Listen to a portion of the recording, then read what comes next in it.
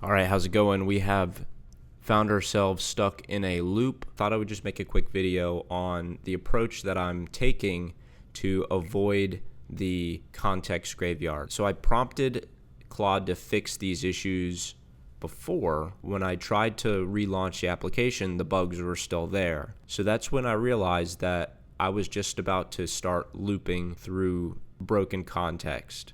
This project is a native macOS workspace. I'm building it for my own daily use.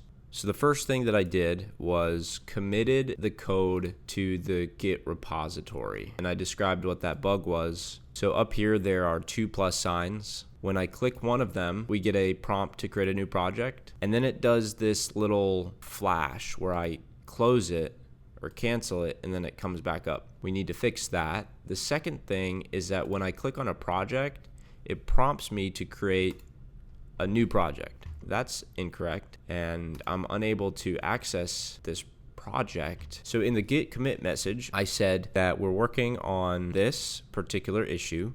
I'm going to provide a prompt to Claude which tells it to read the two files that I'm having an issue with. I'm going to try to be really specific on how I handle this kind of situation to avoid looping. Selecting any project row in the sidebar still auto-presents the new project sheet. The sheet must only present when the user explicitly taps the plus button, never as a side effect of row selection. The second bug is that there's a duplicate plus button. There's two plus buttons that are visible in the toolbar. There should be exactly one.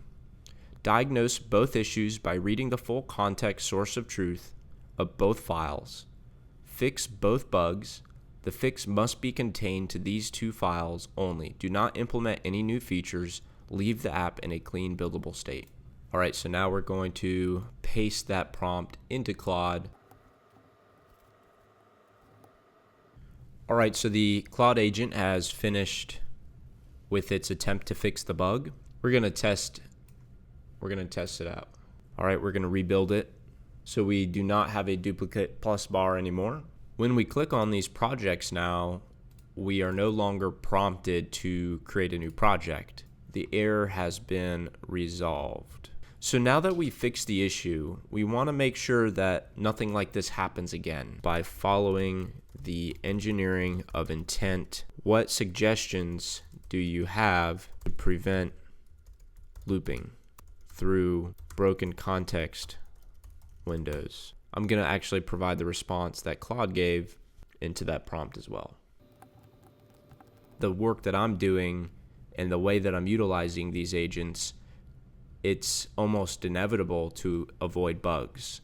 So there's definitely going to need to be some kind of interaction that I have where I do some of my own reasoning to make sure that we're handling these bugs correctly. All right, so I've asked Perplexity to basically give me its suggestions in the form of a prompt that I can give to Claude Code. Paste in the response that I got from Perplexity. I want to mention something else that I've been working on with this channel. Separate from all this AI assisted development workflow stuff and vibe coding, I've also been getting into hardware security, specifically using the Chip Whisperer Nano. It's a really fascinating little device, and I've been going deep on it lately. Right now, I'm working through SCA 101 course labs, which are the official introductory labs that come with the Chip Whisperer ecosystem. SCA stands for Side Channel Analysis, and it's basically the art of extracting secret information from a device by observing things like its power consumption rather than attacking the software directly. It sounds wild, but it's a real attack vector used against real hardware in the real world. I'm still pretty early in the learning process, and I haven't gotten into things like fault injection yet, which is the other big technique people use with this hardware, but that's definitely coming. For now, I'm focused on really understanding the fundamentals before I start breaking things in more creative ways. And honestly, I'm learning all of this as I go, and so I think that's also what could make this interesting to watch. I'm not coming from this as an expert. I'm figuring this all out in real time, making mistakes, and documenting the process. So if you're curious about hardware security and you want to learn alongside someone who is genuinely in the middle of that journey right now, come check out those videos. I think you'll enjoy it.